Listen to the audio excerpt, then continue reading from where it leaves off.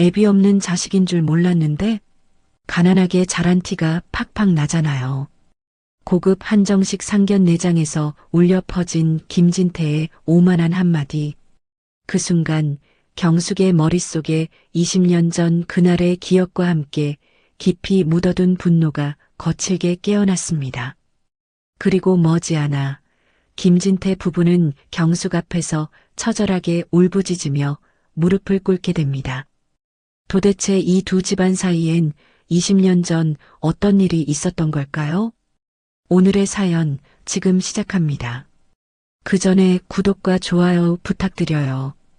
부엌 시계가 6시를 훌쩍 넘겼습니다. 박경숙은 칼로 감자 껍질을 벗기면서도 눈길은 계속 창문 밖으로 향했습니다. 평소 같으면 이미 현관문이 벌컥 열리고 남편 정민철이 특유의 우렁찬 목소리로 다연아, 아빠 왔다 하고 외쳤을 시간입니다. 그런데 오늘은 고요했습니다. 엄마, 아빠는 왜 이렇게 안 와? 거실 한가운데 앉아 색칠 공부를 하던 7살 다연이 고개를 들고 말했습니다. 경숙은 손에 묻은 물기를 닦으며 다연 쪽으로 다가갔습니다. 아마 회사에서 일이 많으신가 봐. 조금만 더 기다리자. 하지만 어딘가 마음이 찜찜했습니다. 민철은 약속 시간을 철저히 지키는 사람이었고 늦으면 경숙이 걱정할 것을 알기에 항상 전화를 줬었습니다. 시계 바늘은 어느새 7시를 넘겼습니다. 엄마, 나 배고파. 다연이 배를 손으로 두드리며 말했습니다. 경숙은 부엌으로 돌아가 상을 차렸습니다. 김치찌개에서는 김이 모락모락 피어올랐고 계란말이는 노랗게 빛났습니다. 모두 남편 민철이 좋아하는 반찬이었습니다. 그러나 식탁 맞은편 의자는 여전히 비어 있었습니다. 그때 전화벨이 요란하게 울렸습니다. 경숙은 앞치마 끈을 풀며 급히 전화기로 달려갔습니다. 여보, 지금 어디예요? 라는 말을 꺼낼 준비를 하며 수화기를 들었습니다.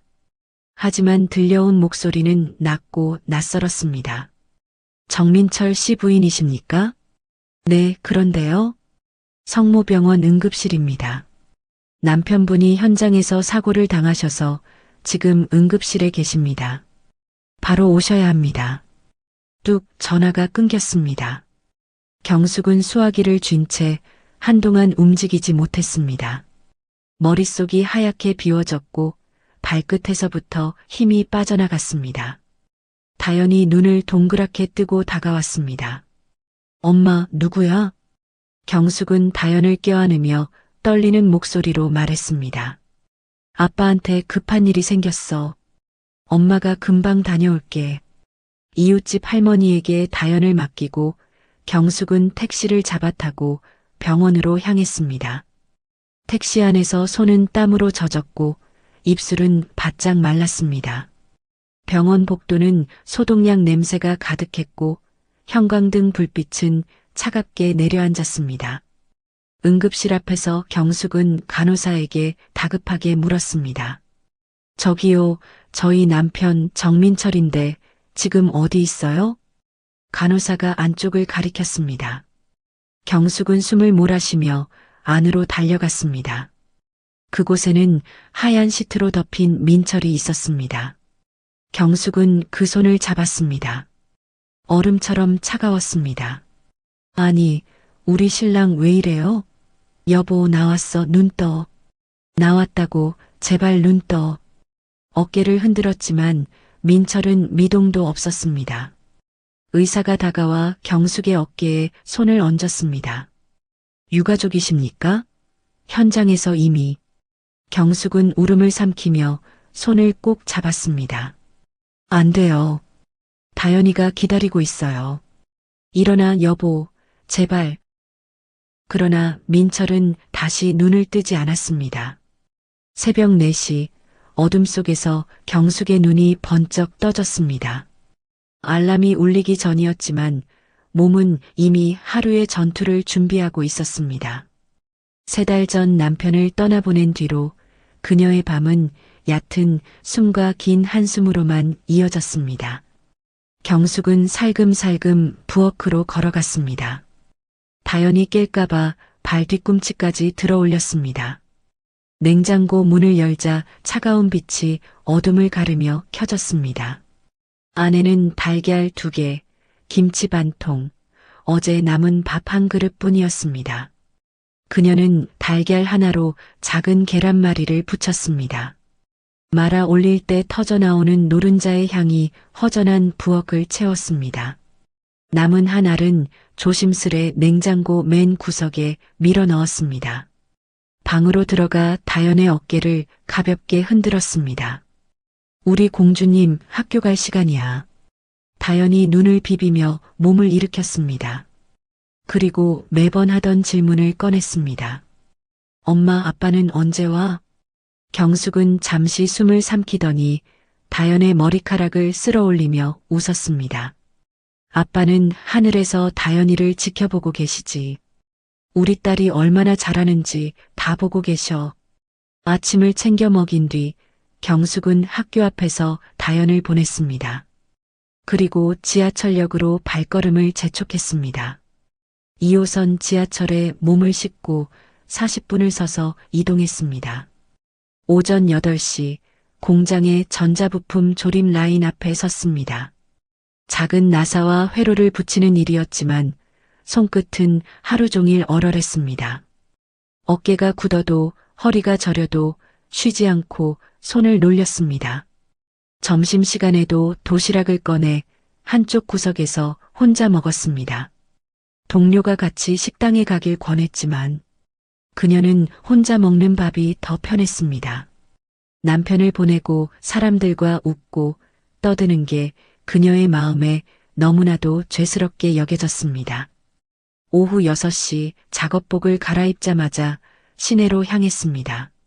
저녁 7시부터 밤 11시까지 오피스텔 청소를 맡았습니다. 진공 청소기를 끌고 복도를 오르내리며 사무실마다 쓰레기를 비웠습니다. 야근 중인 남자가 문틈으로 고개를 내밀며 말했습니다. 아줌마, 화장실 휴지 좀 더 채워주세요. 경숙은 두 손으로 걸레를 쥔 채 고개를 끄덕였습니다. 네, 금방 챙겨드릴게요. 밤 11시가 넘어서야 집에 도착했습니다. 다연은 이미 이불 속에서 꿈을 꾸고 있었습니다. 경숙은 조심스럽게 이마에 입을 맞추고 불을 껐습니다. 월말이 되면 가계부를 꺼내 펜으로 숫자를 적었습니다. 공장에서 받은 돈과 청소 일당을 합쳐도 전기세, 가스비, 학용품 값을 빼면 마이너스였습니다. 어느 날 다연의 운동화에 구멍이 나 있는 걸 보았습니다. 경숙은 신발을 손에 들며 웃었습니다. 우리 다연이 발 많이 컸네. 새 거 사야겠다. 다연은 얼른 신발을 뒤로 숨기며 말했습니다. 아직 멀쩡해요. 조금 더 신을 수 있어요. 그날 밤 경숙은 지갑 속 마지막 2만 원을 쥐고 동네 신발 가게를 돌았습니다. 가장 싼 운동화를 골라 계산대에 올렸습니다. 며칠 뒤 다연이 고열로 쓰러졌습니다. 경숙은 한밤중에 아이를 업고 병원으로 뛰었습니다. 단순 감기 증상이었고 간호사가 처방전을 내밀며 말했습니다. 진료비 15,000원입니다. 그녀는 주머니 속 동전까지 모아 계산했습니다. 약국에서 약을 살 때 손이 잠깐 멈췄지만 곧 돈을 내밀었습니다. 그날 밤 다연의 이마 위에 손을 올린 채 경숙은 속삭였습니다.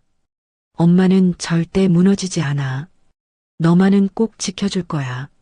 세월이 흐르며 경숙의 손등은 굳은 살로 거칠어졌고 눈가에는 깊은 주름이 늘었습니다. 그러나 다연은 건강하게 또 씩씩하게 자라고 있었습니다. 거울 앞에서 경숙은 목소리를 단단히 세우며 중얼거렸습니다. 조금만 더 버티자. 끝까지 가보자. 몇 달 뒤 경숙은 우편함에서 큼지막한 회색 봉투를 꺼냈습니다. 구청 토지보상과라는 발신처 글씨가 눈에 들어오자 눈썹이 살짝 올라갔습니다. 집 안으로 들어와 부엌 의자에 앉아 봉투를 조심스레 뜯었습니다. 서류를 펼친 순간 그녀의 시선이 굳었습니다. 토지 수용 통지서. 돌아가신 부모님이 남겨둔 시골의 1000평 땅이 도로 건설로 수용된다는 내용이었습니다. 마지막 장에 찍힌 숫자가 그녀의 숨을 멈추게 했습니다. 3천만 원? 경숙은 소리내어 확인했습니다. 몇 번을 다시 봐도 변함없는 금액이 또렷하게 적혀 있었습니다. 며칠 뒤 경숙은 단정히 머리를 묶고 구청으로 향했습니다. 모든 절차를 마친 뒤 은행 창구에 섰습니다. 직원이 통장을 건네며 말했습니다.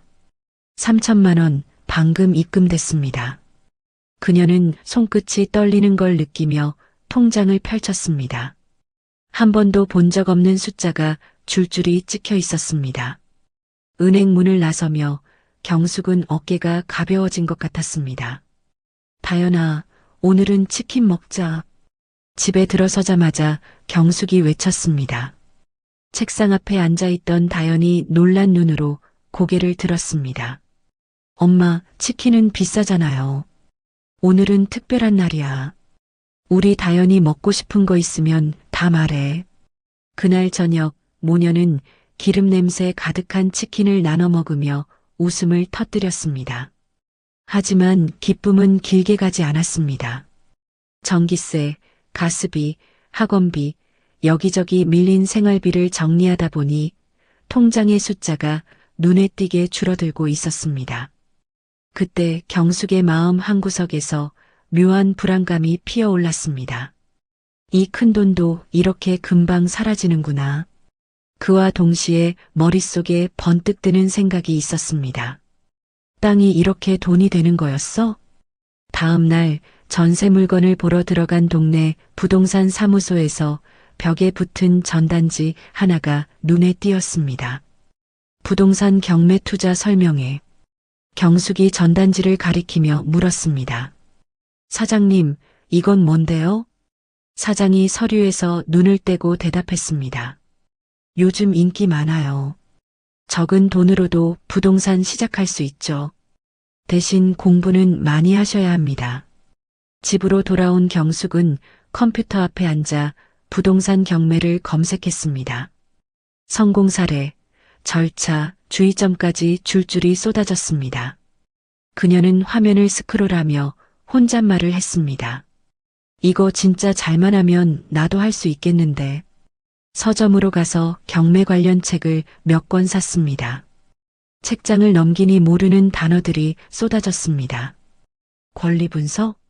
유치권? 이게 다 뭐야? 하지만 책을 덮지 않았습니다. 형광펜으로 밑줄을 긋고 노트에 옮겨 적으며 하나씩 익혔습니다. 일주일 뒤 경숙은 경매 강의실 맨 앞자리에 앉았습니다. 강사가 단호하게 말했습니다. 경매는 도박이 아닙니다. 분석과 준비가 성패를 가릅니다. 그녀는 고개를 끄덕이며 열심히 필기를 이어갔습니다. 한 달 후 법원 경매실에 들어선 경숙은 차분히 입찰서를 제출했습니다. 1,300만 원짜리 작은 상가, 신중히 골라낸 첫 투자였습니다. 며칠 뒤 걸려온 전화 한 통. 낙찰되셨습니다. 그 순간 경숙은 숨을 삼켰습니다. 사진 속 남편을 향해 속삭였습니다. 여보, 나 잘할 수 있겠지? 그녀의 눈빛은 오랜만에 희망으로 반짝이고 있었습니다. 첫 경매에서 낙찰받은 상가를 팔고 200만 원을 손에 쥔 날 경숙은 부엌 의자에 앉아 한참 동안 통장을 바라봤습니다. 금액은 크지 않았지만 땀 흘려 공부하고 분석한 결과가 현실로 돌아온 순간이었습니다. 그녀는 조용히 중얼거렸습니다. 이제는 좀 더 큰 물건으로 가볼까? 책상 위에는 부동산 시세표, 법원 공고문, 관련 법률 자료가 빼곡히 붙어 있었습니다. 경숙은 형광펜을 잡고 다음 목표물의 권리 분석 부분을 꼼꼼하게 체크했습니다. 밤이 깊어도 눈빛은 흐려지지 않았습니다. 두 번째 도전에서 그녀는 작은 아파트를 낙찰받았습니다. 투자금은 1,500만 원, 6달 뒤 매도하며 500만 원의 수익을 올렸습니다.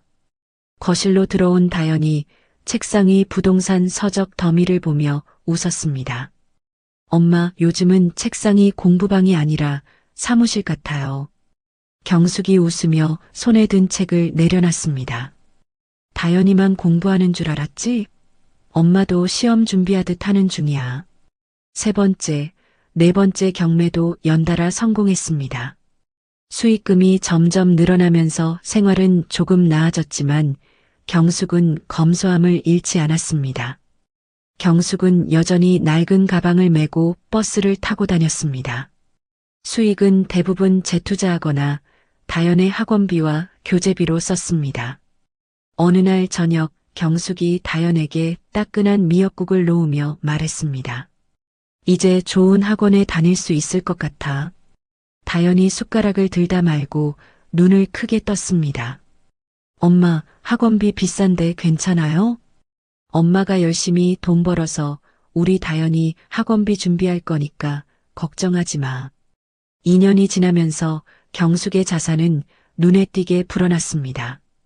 하지만 동네 사람들 눈에는 여전히 검소하고 조용한 과부로만 보였습니다. 슈퍼 앞에서 장바구니를 들고 있던 사장이 물었습니다. 경숙 씨, 요즘 잘 지내요? 경숙이 환하게 웃으며 대답했습니다. 그냥 바쁘게 살고 있어요. 애 키우느라 정신없네요. 그녀는 자신의 재정 상태를 아무에게도 털어놓지 않았습니다. 다연이 고등학생이 되자 경숙은 과외 선생님까지 붙여 공부를 도왔습니다. 다연이 책을 덮고 소파에 앉으며 말했습니다. 엄마, 이렇게까지 안 하셔도 돼요. 경숙은 물잔을 건네며 단호하게 대답했습니다. 너는 너가 좋아하는 공부만 열심히 하면 돼. 나머지는 엄마 몫이야. 그날 이후에도 박경숙은 딸이 사람됨으로 평가받기를 바라며 자신의 부와 재산 이야기는 다연에게 철저히 숨긴 채 예전과 다름없는 일상을 이어갔습니다. 어느 저녁 경숙은 거실 구석에 남편 사진 앞에 앉았습니다. 사진 속 민철은 여전히 환하게 웃고 있었습니다. 여보, 우리 딸 진짜 훌륭하게 잘하고 있어. 공부도 잘하고 마음도 곱고. 그녀는 한참 동안 사진을 바라보다 조용히 덧붙였습니다. 좋은 사람으로 키워서 세상에 꼭 필요한 사람 만들 거야. 대학 입시를 앞둔 어느 날 다연이 책을 덮으며 말했습니다. 엄마, 저 법학과에 갈래요. 경숙이 놀란 듯 눈을 들었습니다. 법학과? 왜? 변호사가 돼서 억울한 사람들 돕고 싶어요. 힘없는 사람들 편에 서고 싶어요. 순간 경숙의 가슴이 벅차올랐습니다. 아버지 없이 자란 딸이 세상을 바꾸고자 하는 마음을 품고 있었습니다. 그녀는 다연을 꼭 끌어안으며 말했습니다. 엄마가 끝까지 밀어줄게. 내 꿈 반드시 이루자. 그날 밤 경숙은 오랜만에 편안하게 눈을 감았습니다. 딸의 꿈이 곧 자신의 길이라는 확신이 가슴을 따뜻하게 덮어주고 있었습니다. 대학에 진학한 다연은 도서관과 강의실을 오가며 법전을 손에서 놓지 않았습니다. 방학에도 인턴과 봉사활동을 전전하며 현장을 배우고 소송 서류를 직접 정리하는 법률사무소에서 밤늦게까지 일했습니다. 다연아, 친구들이랑 여행도 좀 가. 젊을 때는 놀아야지. 경숙이 걱정스러운 눈빛으로 말하면 다연은 미소를 지으며 대답했습니다. 엄마, 저는 지금이 제일 재밌어요. 배운 걸 바로 써먹는 게 신나요.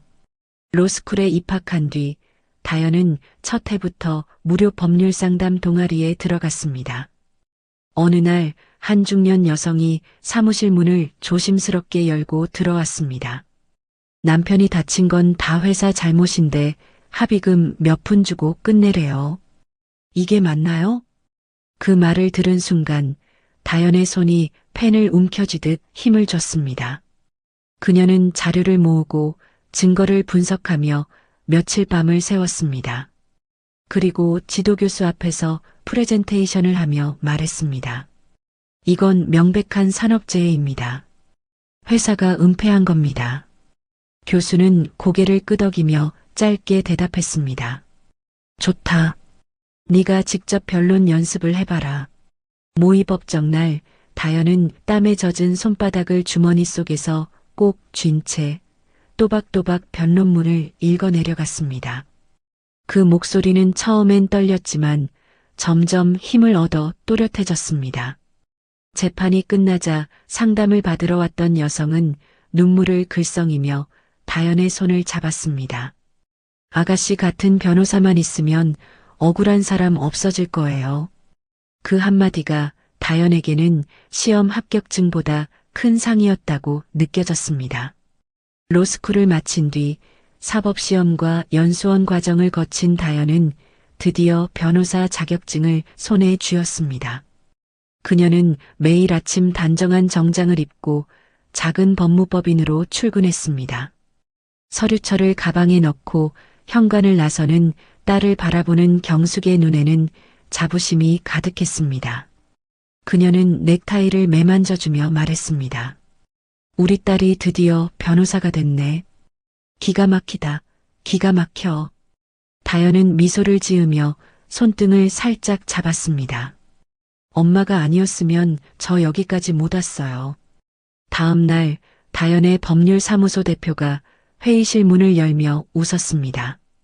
다연 씨, 이번 사건은 외부에서 협력 변호사를 모셨습니다. 대형 로펌에서 일하는 김진우 변호사예요.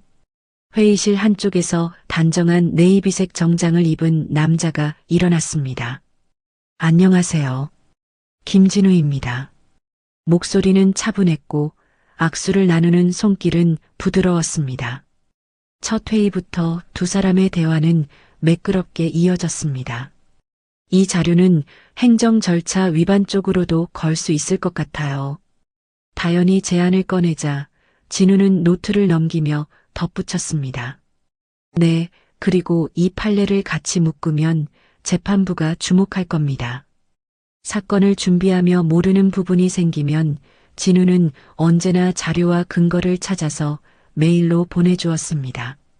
다연 씨, 이건 제가 예전에 맡았던 사건에서 정리한 겁니다. 참고하세요. 그의 태도에는 자만이 없었고 진심 어린 배려가 묻어났습니다.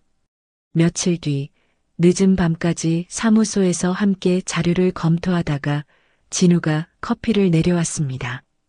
밤새 말 것 같으니 진하게 내렸어요. 괜찮아요? 다연은 피곤한 눈으로 컵을 받으며 웃었습니다. 감사합니다. 김 변호사님. 그렇게 하루, 한 주, 한 달이 쌓였습니다. 비 오는 날이면 진우는 우산을 들고 다연의 버스 정류장까지 함께 걸었고 서류 마감이 끝난 날이면 근처 분식집에서 따끈한 떡볶이와 어묵을 먹으며 하루를 마무리했습니다. 재판 준비가 막바지에 다다른 어느 토요일, 두 사람은 지방 현장을 함께 방문했습니다. 차 안에서 라디오 음악이 흘렀고 창밖엔 황금빛 논이 끝없이 펼쳐졌습니다. 다연이 조용히 말했습니다. 이 사건 꼭 이기고 싶어요. 단순히 승소가 아니라 피해자들이 다시는 억울한 일을 당하지 않게 만들고 싶어요. 진우가 운전대를 잡은 손에 힘을 주며 대답했습니다. 우리 잘할 수 있을 거예요. 며칠 뒤 폭우가 쏟아지던 저녁. 재판 서류를 제출하고 사무소 앞에서 우산 하나를 나눠 쓰고 서 있던 진우가 다연을 불렀습니다. 다연 씨. 그의 표정이 유난히 진지했습니다. 주머니에서 작은 상자를 꺼내며 말을 이었습니다. 처음엔 동료로 만났지만 지금은 그 이상이에요. 사건이 끝나도 평생 제 곁에 있어 주실래요? 상자가 열리자 반짝이는 은빛 반지가 가로등 불빛에 빛났습니다. 다연은 잠시 숨을 고르다 고개를 끄덕였습니다. 비는 여전히 내렸지만 그 순간 두 사람의 마음은 온전히 맑았습니다. 계절이 한번 바뀐 어느 일요일 오후, 다연이 유난히 진지한 얼굴로 경숙 곁에 앉았습니다. 엄마, 드릴 말씀이 있어요. 경숙이 행주로 손을 닦으며 눈을 맞췄습니다. 말해봐. 저 만나는 사람 있는데 결혼 전제로 만나고 있어요. 경숙의 호흡이 잠시 끊겼습니다. 결혼을? 네, 진우 씨가 엄마한테께 인사드리고 싶대요. 다연이 두 손으로 경숙의 손을 감쌌습니다. 경숙은 웃음을 지으며 고개를 끄덕였습니다. 그래, 좋은 일이네. 그럼 만나봐야지. 다음 주 일요일에 상견례 하는 거 어때요? 좋다. 장소는? 호텔 뷔페로 생각 중이에요. 경숙은 마음속으로 계산기를 두드렸습니다. 오랜만에 격식을 차려야 하는 자리에 자신이 어떻게 보여야 할지 머릿속이 분주해졌습니다. 진우 씨 부모님은 어떤 분들이셔? 아버지는 건설회사에서 오래 근무하셨대요. 어머니는 전업주부시고요. 건설회사라는 단어에 경숙의 가슴이 순간 내려앉았습니다. 20년 전 남편의 죽음을 둘러싼 기억이 스쳐갔습니다. 하지만 딸의 웃는 얼굴 앞에서 그 기억을 삼켰습니다. 그날 밤 경숙은 옷장 앞에 서서 상견례에 입을 옷을 골랐습니다. 너무 수수하면 없어 보이고 지나치게 화려하면 가벼워 보일 것 같았습니다. 거울 속 자신을 바라보며 기대와 불안이 뒤섞인 눈빛을 숨길 수 없었습니다. 상견례 당일 경숙은 해가 채 뜨기 전 눈을 떴습니다. 거실 불을 켜고 거울 앞에 섰습니다. 하얀 블라우스를 다림질로 매끈하게 펴고 주름 한 점 없는 검은 정장 바지를 입었습니다. 화장은 단정하게 그러나 색조는 과하지 않게 손을 보았습니다. 방문이 열리며 다연이 고개를 내밀었습니다. 원피스를 입고 머리를 가지런히 묶은 모습이 예뻤습니다. 엄마, 준비 다 되셨어요? 다연이 미소를 띠며 묻자 경숙은 입꼬리를 올렸습니다. 다 됐다. 근데 우리 다연이가 오늘 제일 빛나네. 다연은 엄마의 말에 어깨를 살짝 들썩이며 웃었습니다. 엄마, 좀 떨리시죠? 경숙은 손목시계를 고쳐 차며 말했습니다. 조금 떨리네.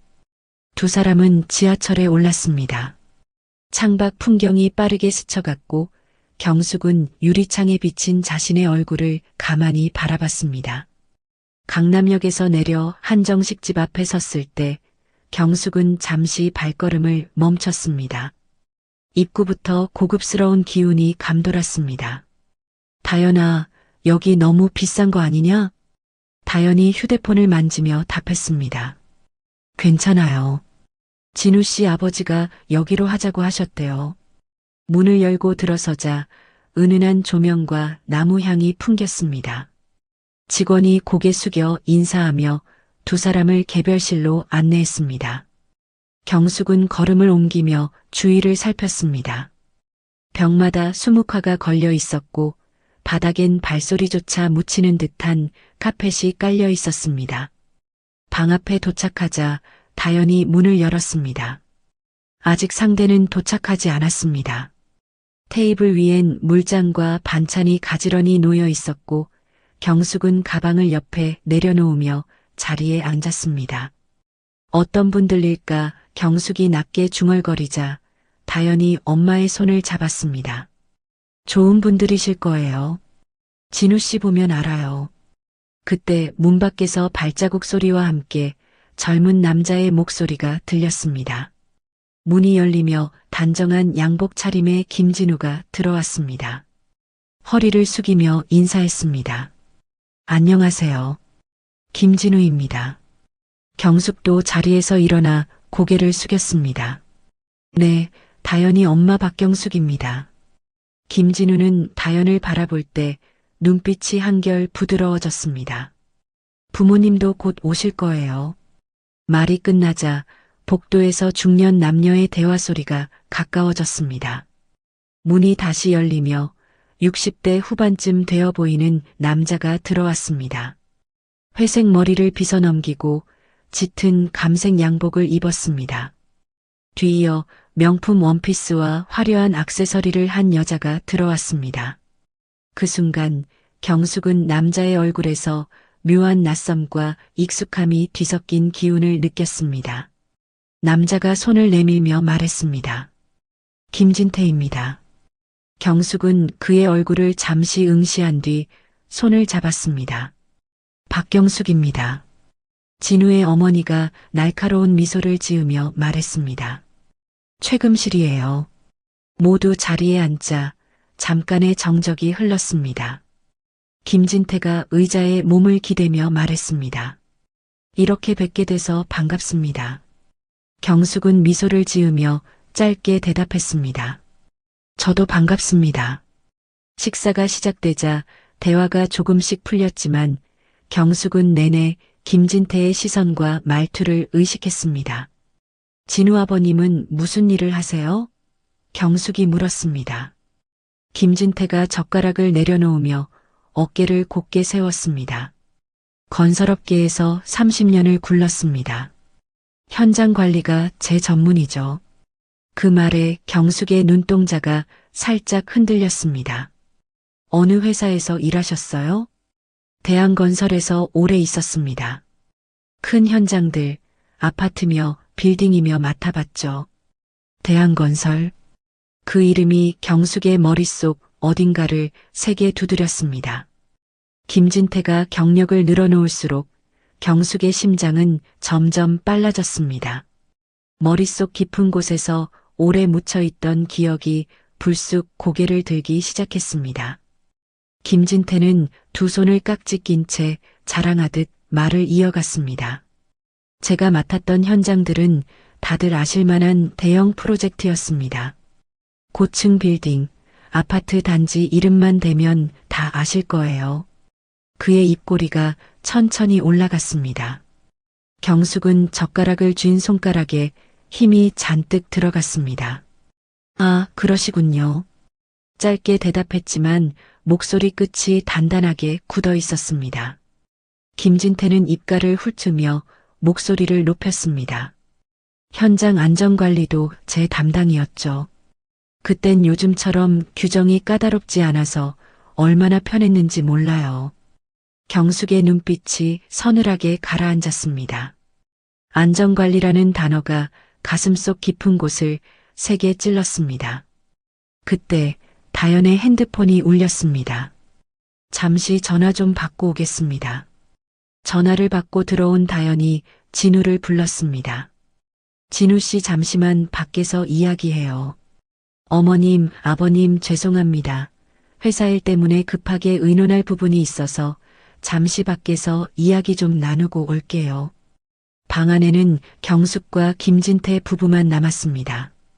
공기가 묘하게 무거워졌습니다. 김진태가 컵을 들어 물을 마신 뒤 시선을 곧게 고정했습니다. 솔직히 말씀드려도 되겠습니까? 경숙은 눈을 좁히며 천천히 고개를 끄덕였습니다. 네, 편하게 말씀하세요. 김진태는 상체를 살짝 앞으로 기울였습니다. 사실 저희는 조금 당황했습니다. 경숙은 한 손을 무릎 위에 올리며 물었습니다. 무엇 때문에요? 옆에 있던 최금실이 잔을 내려놓으며 입을 열었습니다. 다연 씨는 착해 보이긴 하는데 집안이 우리와 너무 다르잖아요. 아무리 변호사라고 하더라도. 경숙의 손끝이 미세하게 떨렸습니다. 다르다니 어떤 면에서 말씀하시는 겁니까? 김진태가 주저없이 말을 이어갔습니다. 아빠 없이 자란 집안이고. 경숙의 손이 테이블 위에서 천천히 주먹을 쥐었습니다. 그게 결혼이랑 무슨 상관입니까? 최금실은 의자를 조금 뒤로 빼며 입꼬리를 올렸습니다. 형편이 맞아야죠. 결혼은 비슷한 수준끼리 하는 거잖아요. 경숙은 숨을 고르며 두 사람을 번갈아 보았습니다.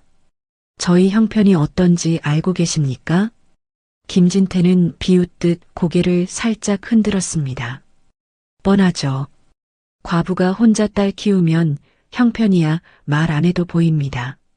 사시는 곳이랑 이것저것 제가 좀 알아봤는데 저희랑은 좀 맞지 않더군요. 그는 허리를 뒤로 젖히며 팔짱을 꼈습니다. 우리 아들은 유학까지 다녀오고 하층민이랑은 급이 다르죠. 사실 다른 건설가 대표 딸들이랑도 선자리 많이 들어오는데 이렇게 보내긴 좀 아깝네요. 그 순간 하층민이라는 단어가 경숙의 귀를 세게 때렸습니다. 그 목소리, 그 시선, 그 오만한 표정. 한 장면이 경숙의 눈앞에 겹쳐졌습니다. 20년 전 언론 카메라 앞에서 뻔뻔하게 웃던 남자. 전적으로 작업자의 부주의입니다라며 단호하게 말하던 목소리. 유가족들의 눈물을 외면하고 차로 떠나던 뒷모습. 경숙은 그의 얼굴을 똑바로 응시했습니다. 세월이 주름을 만들었고 머리카락은 희끗해졌지만 뼛속 깊이 새겨진 그 거만함은 한치도 변하지 않았습니다. 김진태가 다시 입을 열었습니다. 돈 없으면 분수를 알아야죠. 괜히 높은 데서 놀 생각 말고. 경숙의 숨소리가 거칠어졌습니다. 김진태의 말소리가 점점 흐릿하게 들리고 20년 전 오래 잠들었던 기억이 그녀의 머릿속을 가득 메웠습니다. 1999년 가을 서울 외곽 대형 아파트 건설 현장. 회색 콘크리트 골조가 20층 가까이 하늘을 찌를 듯 솟아 있었고 곳곳에서 쇠망치 소리와 용접 불꽃이 튀었습니다.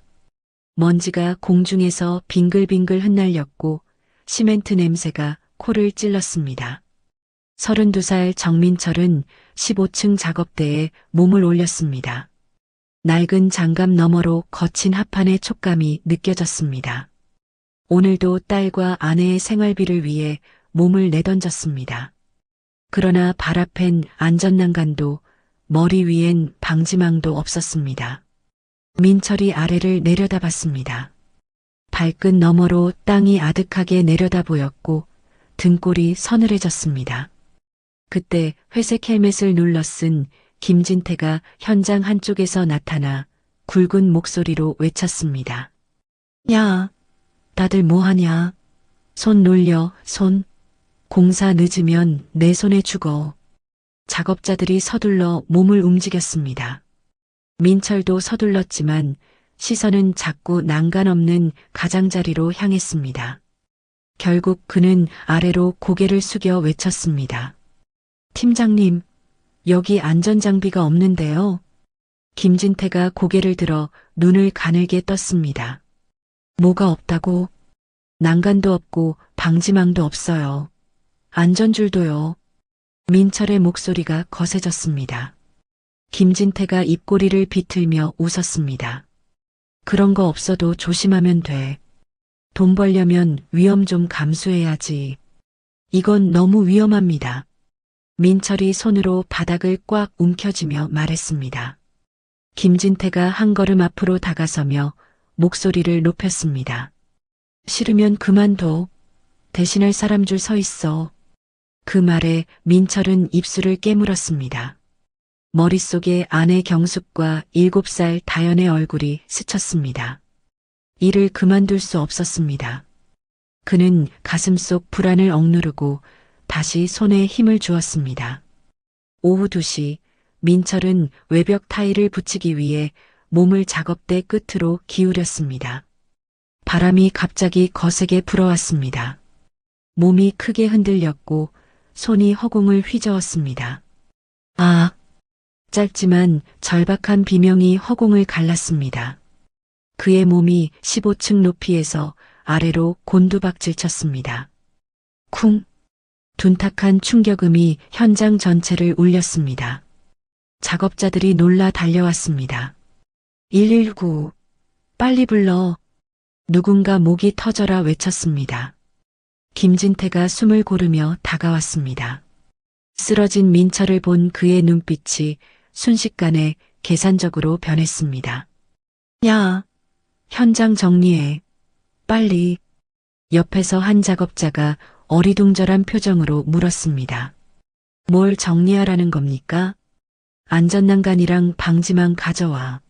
원래 있었던 것처럼 해. 부하들이 허둥지둥 움직이며 난간을 세우고 방지망을 걸었습니다. 구급차가 도착했을 때 민철은 이미 숨이 끊어져 있었습니다. 구급대원이 고개를 천천히 저었습니다. 이미 늦었습니다.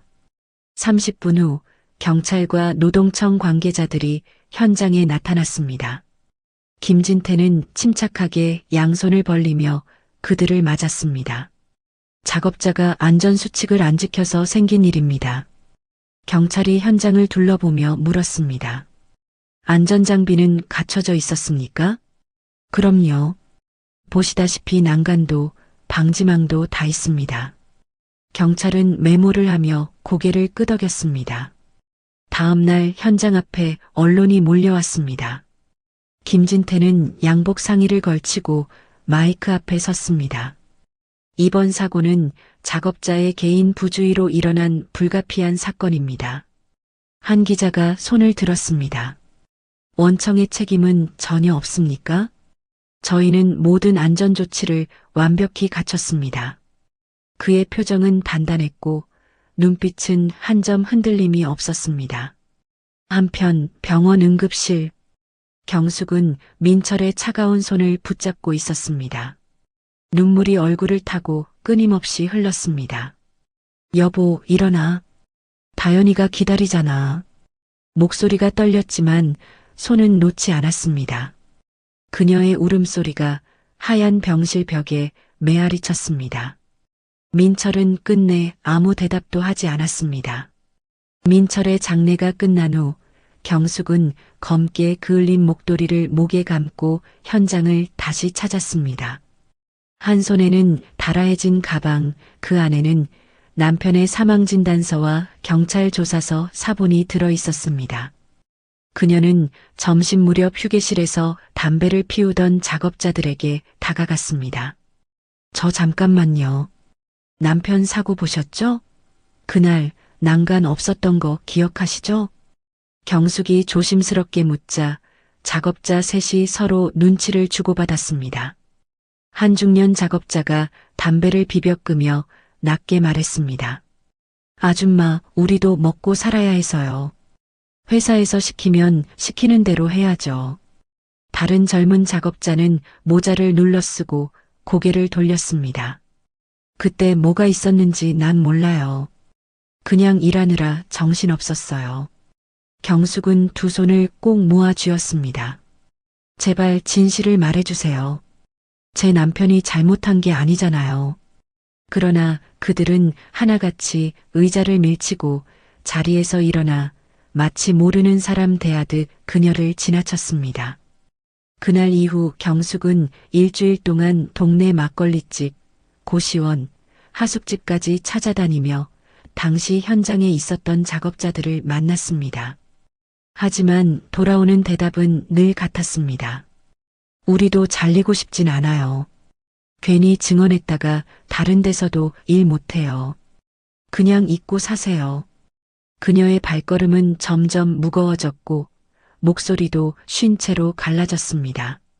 경숙은 그 길로 변호사 사무실을 찾아갔습니다. 사무실 책상 너머에서 서류를 넘기던 변호사가 고개를 들었습니다. 산업재해 소송은 길고 복잡합니다.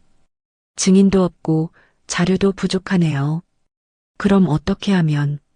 착수금만 최소 500만 원, 증거 확보 비용은 따로 들어갑니다. 그 금액을 듣는 순간 경숙의 눈이 허공을 향했습니다. 그녀의 손끝이 떨렸고 가방 속에서 남편 사진이 스쳤습니다.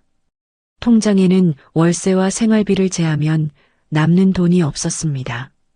변호사는 안경을 고쳤으며 말을 이었습니다. 이런 사건은 대부분 합의로 끝납니다. 현실적으로 이기기 어렵습니다. 사무실을 나오는 길, 차가운 바람이 얼굴을 스쳤습니다. 경숙은 남편의 억울함을 풀고 싶었지만 그 길은 이미 돌덩이로 막혀 있었습니다. 그녀는 가방 끈을 움켜쥐고 조용히 중얼거렸습니다. 미안해, 여보. 내가 힘이 없어서.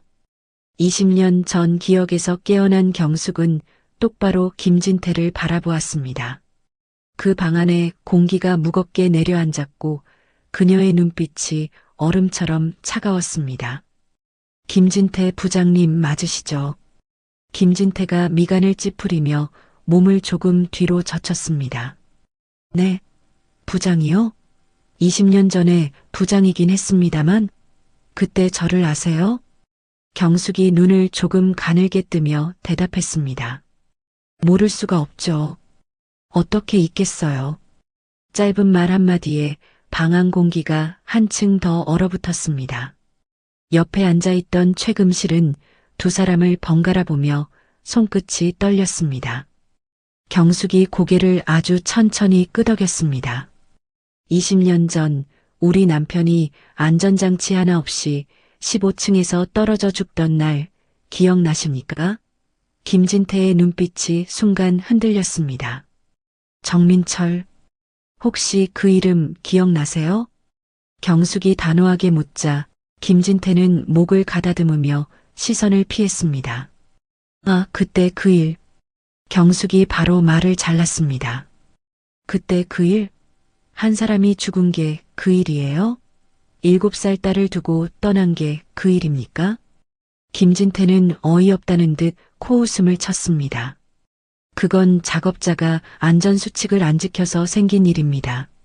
나한테 책임을 묻는 건 말이 안 되죠. 그 사람이 방심해서 생긴 일 가지고 유난 떨기는. 경숙이 바로 말을 잘랐습니다. 방심? 난간도 없고 방지망도 없는 곳에서 일 시켜놓고 그게 방심입니까? 김진태가 턱을 치켜들며 비웃었습니다. 위험하면 안 하는 거죠. 싫으면 그만두든가. 다들 그렇게 일하면서 문제 없었어요. 옆에서 최금실이 남편 쪽으로 몸을 틀며 거들었습니다. 아니, 우리 남편이 무슨 죄예요? 다 법대로, 규정대로 한 건데. 그렇게 오래 지난 일을 왜 지금 들춰내요? 경숙이 시선을 최금실로 옮겼습니다. 안전관리비 빼돌리고 안전교육 한 번 없이 작업자들 내몬 것도 규정대로입니까? 최금실이 팔짱을 더 꽉 끼며 목소리를 높였습니다. 그런 얘기 함부로 하지 마세요. 증거도 없으면서. 경숙이 숨을 한번 고르고 다시 쏘아붙였습니다.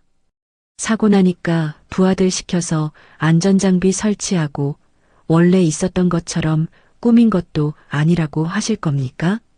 김진태가 단호하게 대답했습니다. 그건 현장 정리였어요. 언론에서 오해하면 곤란하니까. 그리고 기자들 앞에서 뭐라 했죠? 작업자의 부주의라고. 김진태가 팔을 벌리며 말했습니다. 그게 사실이니까요. 나한테 뭐라고 하지 마세요. 경숙의 눈빛이 매서워졌지만 김진태는 미동도 하지 않았습니다. 당신 때문에 우리 아이가 20해를 아버지 없이 살았습니다. 김진태가 고개를 저으며 냉소했습니다. 그건 내 탓이 아닙니다. 본인이 선택한 일이었죠. 그는 벌떡 일어나 넥타이를 고쳐 매며 말했습니다. 이 얘긴 더 할 필요 없습니다. 경숙은 고개를 천천히 끄덕였습니다. 그래요. 가세요. 더 볼 일 없을 겁니다. 김진태가 최금실에게 눈짓했습니다. 가자. 최금실은 경멸 섞인 표정으로 경숙을 한번 훑어보고 남편을 따라 일어났습니다. 마침 문이 열리고 다연과 김진우가 들어왔습니다. 무슨 일이에요? 다연이 물었지만 김진태는 눈길도 주지 않고 문 쪽으로 걸었습니다. 별일 아니다. 나중에 얘기하자. 부모를 따라 나가던 김진우가 뒤를 돌아보며 짧게 인사했습니다. 다연이 그를 불렀지만 김진우는 고개를 숙인 채 서둘러 부모를 따라 나갔습니다. 경숙은 끝까지 그들의 뒷모습을 시선 하나 흐트러뜨리지 않고 지켜봤습니다. 식당 안에는 경숙과 다연만 남아 있었습니다. 조명이 조금 어두워진 자리에서 다연이 조심스럽게 어머니의 손을 붙잡았습니다. 엄마 대체 무슨 일이에요? 경숙은 대답 대신 문 쪽을 바라봤습니다. 김진태 부부가 사라진 방향이었습니다. 눈빛이 여전히 싸늘하게 얼어 있었습니다. 나중에 이야기하자. 아니, 지금 말씀해 주세요. 지금 이렇게 집에 가면 더 답답할 것 같아요. 다연이 애가 타는 목소리로 매달렸습니다. 경숙이 고개를 돌려 딸을 바라봤습니다. 눈가에 깊게 패인 주름이 조금 더 짙어졌습니다. 나중에 얘기할게. 지금은 나가자. 그 말에 다연은 더는 묻지 못했습니다. 두 사람은 조용히 식당을 나와 지하철역으로 향했습니다.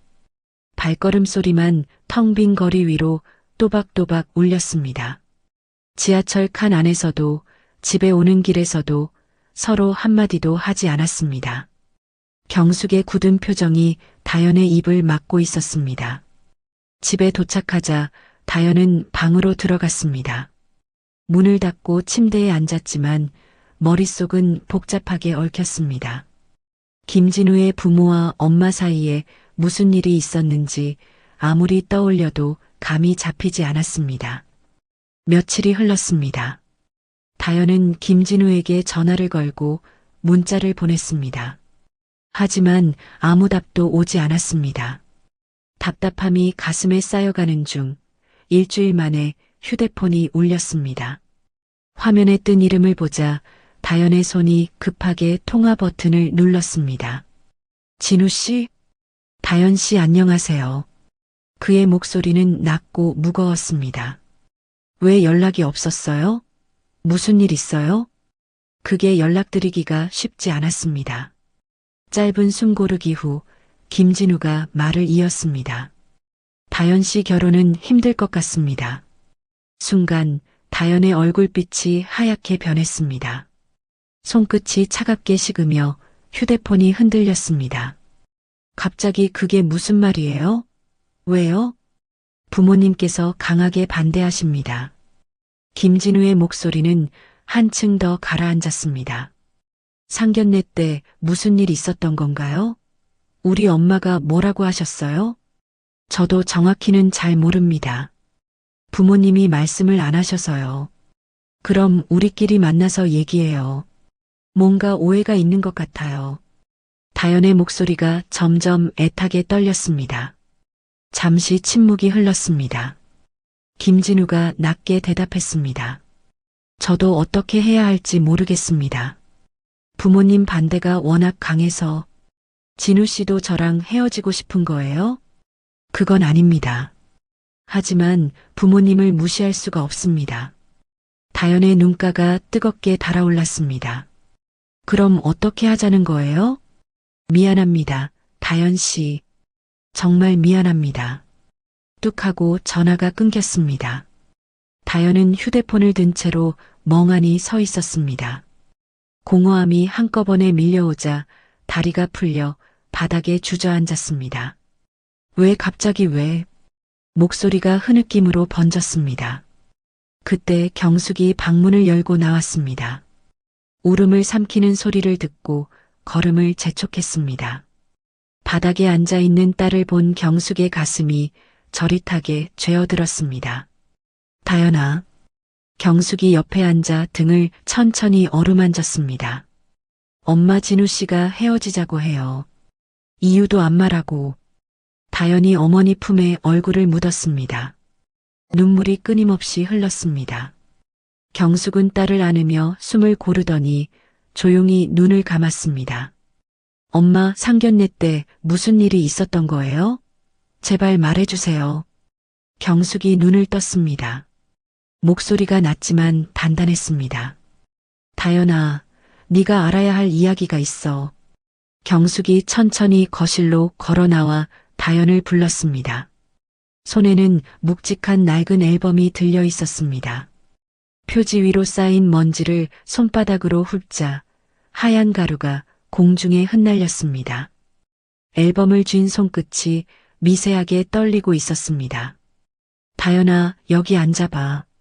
경숙이 거실 중앙 탁자를 손바닥으로 탁 치며 말했습니다. 엄마가 내게 그동안 말 못한 이야기가 있어. 다연은 눈가를 훔치며 어머니 옆으로 다가와 앉았습니다. 경숙이 앨범을 펼치자 젊은 남자의 사진이 빼곡하게 나왔습니다. 헬멧을 쓰고 환하게 웃는 모습, 거친 현장에서 찍힌 모습, 작업복에 먼지를 뒤집어 쓴 모습까지 담겨 있었습니다. 너네 아빠 정민철. 경숙이 사진 한 장을 집어 다연 앞에 내밀었습니다. 사진 속의 남자는 활짝 웃고 있었지만 눈동자 깊숙이 피곤이 묻어 있었습니다. 엄마 이렇게 젊었을 때 돌아가신 거예요? 다연이 사진 위로 손가락을 올리며 물었습니다. 경숙이 잠시 숨을 고르고 깊게 가라앉은 목소리로 말했습니다. 내 아버지는 단순한 사고로 죽은 게 아니야. 다연의 눈이 커졌습니다. 그게 무슨 말이에요? 안전장치 하나 없는 현장에서 15층에서 추락해서 돌아가셨어. 난간도 없고 방지망도 없었어.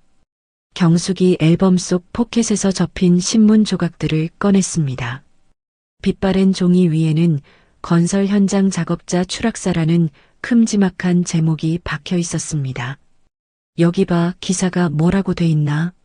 다연이 기사 내용을 읽고 얼굴이 굳어졌습니다. 작업자 부주의로 인한 사고. 경숙이 목소리를 높이며 고개를 끄덕였습니다.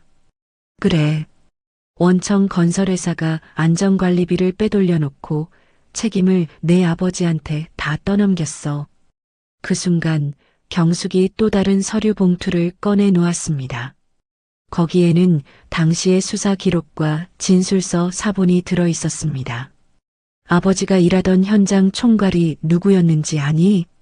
다연은 고개를 저었습니다. 경숙의 입술이 단단히 다물렸다가 날카롭게 열렸습니다. 김진태, 김진우 아버지야. 다연의 손이 떨렸습니다. 설마 그분이? 맞아. 언론 앞에서 작업자의 부주의라고 말했어. 교육 한 번 안 시키고 위험한데 올려보내놓고. 경숙의 두 눈에는 20년 동안 눌러온 분노가 거침없이 번졌습니다. 20년이나 세월이 흘렀는데도 그 오만한 표정 하나도 안 변했더라. 다연이 아버지 사진을 끌어안고 눈물을 쏟았습니다. 아버지 몰랐어요. 죄송해요. 경숙이 딸의 어깨를 감싸 안으며 낮게 말했습니다. 엄마가 더 미안해. 너무 늦게 말해서. 잠시 울음이 가라앉자 다연이 힘없이 중얼거렸습니다. 진우 씨 부모님이 결혼 반대하는 이유가 그거였군요. 과거가 드러날까 두렵겠지. 다연이 고개를 들며 경숙을 똑바로 바라봤습니다. 엄마, 이제 어떻게 해야 해요? 경숙이 한동안 생각에 잠기더니 단호하게 입을 열었습니다. 진실을 밝혀야지. 너 변호사잖아. 다연의 눈빛이 매섭게 바뀌었습니다. 아버지 사건 다시 조사하자는 거죠? 그래. 진짜 책임자들 죗값 치르게 해야 해. 다연은 깊게 숨을 들이쉬고 고개를 끄덕였습니다. 좋아요. 이게 제가 변호사가 된 이유일지도 몰라요. 그때 경숙이 조심스레 은색 봉투를 꺼냈습니다. 은행 로고가 찍힌 통장이 들어 있었습니다. 다연아, 사실 엄마한테 돈이 좀 있어. 돈이요?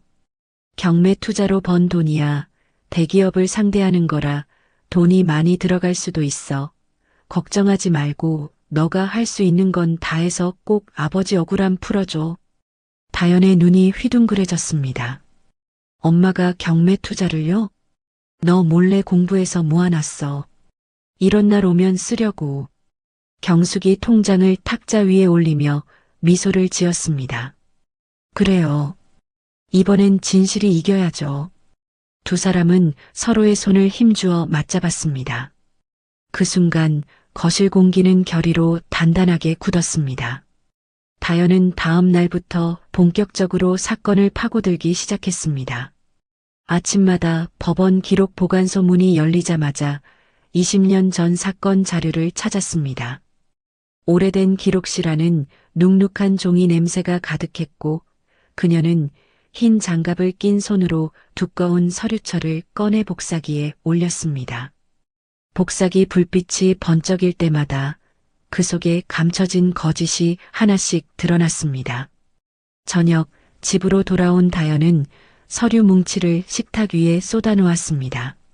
엄마, 이거 좀 보세요. 경숙이 안경을 고쳤으며 다가왔습니다. 왜, 뭔데 그렇게 숨을 헐떡이면서 와? 다연이 종이를 펼쳐 보이며 손가락으로 한 부분을 짚었습니다. 이 안전점검 보고서 사고 전에 작성한 게 아니에요. 사고 터지고 나서 꾸며낸 거예요. 경숙이 입술을 깨물었습니다. 내가 알던 그대로구나. 저 인간들 끝까지 발뺌하더니. 다연은 여기서 멈추지 않았습니다. 당시 현장에 있던 작업자 명단을 구해 하나씩 전화를 걸었습니다. 몇 번은 욕설과 함께 전화를 끊는 사람도 있었지만 시간이 흐를수록 몇몇은 마음을 열었습니다. 한 남성이 낮게 말했습니다. 그땐 가족 먹여 살려야 해서 회사 시키는 대로 했어요. 안전장비 원래 있었다고 거짓말하라고 해서 정민철 팀장님 사건이 그냥 묻혔죠. 하지만 지금은 다 얘기할 수 있습니다. 다연은 그 목소리를 녹음하며 고개를 끄덕였습니다. 증언해 주실 수 있나요? 네. 저도 지난 20년 동안 그 죄책감에 힘들었어요. 증언할게요. 또 다른 증인은 당시 안전관리비 빼돌린 장부를 보관하고 있었습니다. 그는 서류를 꺼내면서 두 손을 떨었습니다. 이거 들고 가세요. 나도 그때 해고될까봐 숨겼는데 이제는 돌려줘야 할 때 같아요. 다연은 그 서류를 가방에 넣으며 깊게 인사했습니다. 몇 주가 지나자 다연의 책상 위에는 증거와 증언이 산처럼 쌓였습니다. 대한건설의 회계 조작, 목격자들의 생생한 증언, 그리고 허위 보고서 작성의 직접 지시 증거까지 모든 퍼즐이 맞춰졌습니다. 다연은 민사소송과 형사고소를 동시에 진행했고 언론이 사건을 대서특필했습니다. 방송 카메라 앞에서 그녀는 굳은 표정으로 말했습니다. 이제 거짓말은 끝입니다. 진실을 밝히겠습니다. 재판이 시작되자 김진태의 얼굴은 점점 굳어갔습니다. 불리한 증언이 계속 이어졌고 그들이 숨기려 했던 과거가 모두 드러났습니다. 최금실 역시 방청석에서 불안하게 손가락을 꼬고 있었습니다. 결정적인 증거가 법정에 제출된 날 재판이 끝나고 법원 앞 계단을 내려오던 경숙과 다연 앞에 김진태와 최금실 부부가 무릎을 꿇었습니다. 김진태가 떨리는 목소리로 말했습니다. 사돈어른 제발 합의합시다. 우리 인생이 끝장납니다. 최금실도 눈가를 훔치며 말했습니다. 그때는 어쩔 수 없었어요. 회사가 그렇게 시켰고 우리도 먹고 살아야 해서. 경숙은 팔짱을 낀 채 두 사람을 내려다봤습니다. 사돈어른이요? 당신들 그 말이 변명이라고 생각합니까? 내 남편을 죽음으로 내몬 것도 모자라 20년 동안 죄책감 한 번 없이 살았잖아요. 김진태가 바닥에 손을 짚으며 고개를 숙였습니다. 그땐 정말 저도 어쩔 수 없었어요. 자식 키워보셔서 아시잖아요. 저도 한 가정의 가장이라. 경숙이 차갑게 말을 끊었습니다. 우리 다연이는요? 우리 남편도 가장이었어요. 다연이 두 사람을 바라봤습니다. 이제 와서 무릎 꿇는다고 달라질 건 없습니다.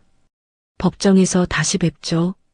그녀의 목소리는 단호했고 두 사람의 어깨가 축 처졌습니다. 김진태와 최금실은 더 이상 아무 말도 못하고 무겁게 발걸음을 옮겼습니다. 그 순간 경숙과 다연은 서로를 바라보며 한마디도 하지 않았지만 그 눈빛 속에 같은 결심이 담겨 있었습니다. 6개월 뒤 법정 안은 숨소리마저 날카롭게 들릴 만큼 조용했습니다. 판사가 천천히 입을 열었습니다. 피고 대한건설과 김진태는 원고 박경숙과 유가족들에게 손해배상금을 지급하고 한 개월 이내 전국 일간지 일면에 공식 사과문을 게재하라. 그 순간 방청석의 공기가 확 바뀌었습니다. 다연은 자리에서 벌떡 일어나 경숙의 손을 덥석 잡았습니다. 엄마, 우리가 이겼어요. 그녀는 목소리가 떨릴 정도로 기뻐하며 경숙을 끌어안았습니다. 경숙의 두 눈에서는 눈물이 주르륵 흘렀습니다. 카메라 플래시가 번쩍이며 기자들이 몰려들었습니다. 이번 판결에 대해 한 말씀 해주시죠.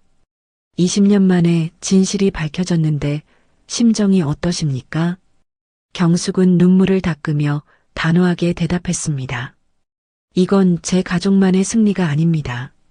지금 이 순간에도 대한민국 모든 노동자를 위한 판결입니다. 그 목소리에 법정 밖까지 있던 사람들이 박수를 보냈습니다. 그날 밤 경숙은 남편의 사진 앞에 앉았습니다. 여보, 이제 편히 쉬어. 나도 20년 동안 참았는데 오늘에서야 숨이 쉬어지네. 그 눈물은 슬픔이 아니라 해방과 안도의 눈물이었습니다. 일주일 후 다연은 가방에서 두꺼운 사건 파일을 꺼내 책상 위에 내려놓았습니다. 휴대전화를 집어들고 속도감 있게 번호를 눌렀습니다. 선배, 저 다연이에요. 이번 사건 이겼습니다. 그런데 여기서 멈추면 안 될 것 같아요. 전화를 받은 상대가 의아한 목소리로 물었습니다. 왜? 다 끝난 거 아니었어. 다연은 의자를 당겨 앉으며 한숨을 내쉬었습니다. 아버지 사건은 끝났지만 억울한 피해자들이 너무 많아요. 산업재해 전담팀을 만들 겁니다. 같이 하실래요? 그날 저녁 작은 회의실 불이 환하게 켜졌습니다. 네모난 테이블 주변에 변호사, 노무사, 산업안전 전문가 5명이 둘러앉았습니다. 각자 노트북을 켜고 커피잔에서 김이 피어올랐습니다. 서류 더미 위에는 현장 사진, 안전 점검표, 법률 서류가 뒤엉켜 있었습니다. 다연이 자리에서 일어나 두 손을 테이블에 짚었습니다. 사건마다 이유는 달라도 뿌리는 같습니다. 비용 절감, 공사기간 압박, 책임 회피 이 악순환을 끊으려면 우리가 나서야 합니다. 변호사 한 명이 안경을 고쳤으며 고개를 끄덕였습니다. 현장 경험 있는 전문가랑 같이 하면 힘이 배가 될 거예요. 다연은 미소 대신 날카로운 눈빛으로 대답했습니다. 그래서 우리가 모여 있는 거잖아요. 우리가 한번 해봐요. 회의실 공기는 묵직했지만 모두의 눈빛 속에는 결심이 서려 있었습니다. 서류를 넘기는 소리와 키보드 두드리는 소리가 밤늦도록 이어졌습니다. 이틀 뒤 다연은 회색 하늘 아래 펼쳐진 부두에 발을 내렸습니다. 바람이 불 때마다 선박 부품들이 덜그럭거리는 소리가 들렸습니다. 조선소는 사고 이후로 유령선처럼 조용했고 먼지가 바람에 날려 그녀의 눈가를 스쳤습니다. 변호사님, 이쪽으로 오세요. 사고 현장입니다. 현장 관리자가 녹슨 철문을 끄르륵 소리를 내며 열었습니다. 문을 지나서자 금속이 타는 매캐한 냄새가 코를 찔렀습니다. 바닷바람에 섞인 철의 냄새가 목구멍 깊숙이 박혔습니다. 다연은 노란 헬멧을 쓰고 부서진 철골 사이로 조심스럽게 걸어갔습니다. 발밑에서는 깨진 유리가 바스락거렸고 검게 탄 자국들이 바닥 곳곳에 흉터처럼 남아 있었습니다. 한쪽 구석에는 찢어진 작업복이 버려져 있었습니다. 저기요, 김 반장님. 다연이 메모장을 꺼내며 생존자에게 다가갔습니다. 사고 전에 기계에서 이상한 소리가 났다고 하셨죠?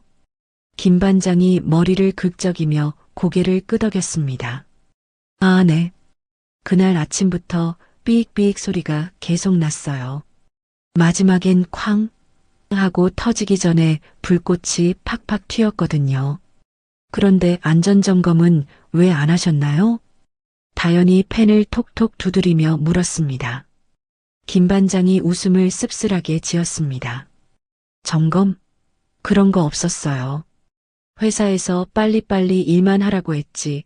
언제 점검 시간을 줬나요? 며칠 후 법정 안은 숨막히는 긴장감으로 가득했습니다. 다연이 목격자 진술서와 두꺼운 장비 결함 보고서를 재판부 앞에 내려놓았습니다. 상대편 변호사가 벌떡 일어서며 소리쳤습니다. 재판장님, 이건 명백한 작업자 과실입니다. 안전수칙을 지키지 않은 노동자들 탓이에요. 다연이 차분히 테이블 위 서류를 펼쳤습니다. 파란색 펜으로 밑줄 그어진 부분들이 선명했습니다. 과실이라고요? 다연이 목소리를 높였습니다. 여기 보세요. 안전점검 기록이 전부 조작되어 있습니다. 3개월 전부터 점검을 한 번도 안 했는데 이상 없음이라고 적어놨네요. 재판장이 안경을 고쳤으며 서류를 살펴봤습니다. 다연이 또 다른 서류를 탁 내려놓았습니다. 그리고 이건 회계장부입니다. 안전관리비 3천만 원을 빼돌려서 임원 회식비로 썼어요. 방청석에서 웅성거리는 소리가 일었습니다. 뭐라고? 안전비를 회식비로? 세상에, 그러니까 사고가 났지.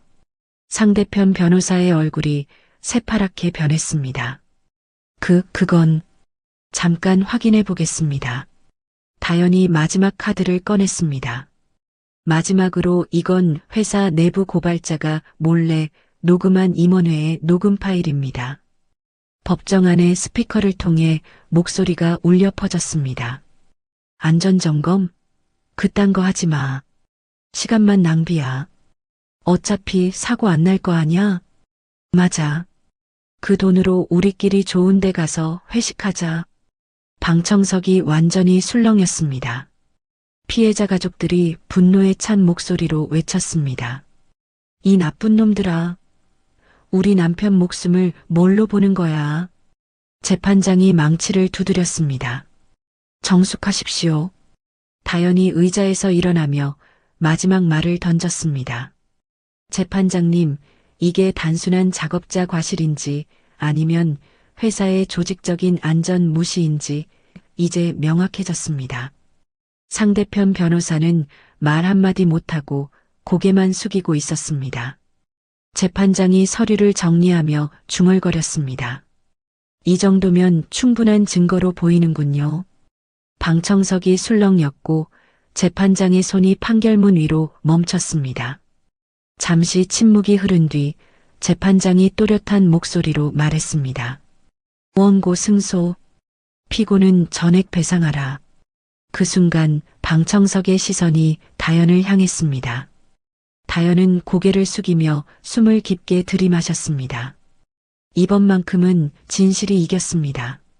그 다음 사건은 한밤중에 벌어진 물류창고 화재였습니다.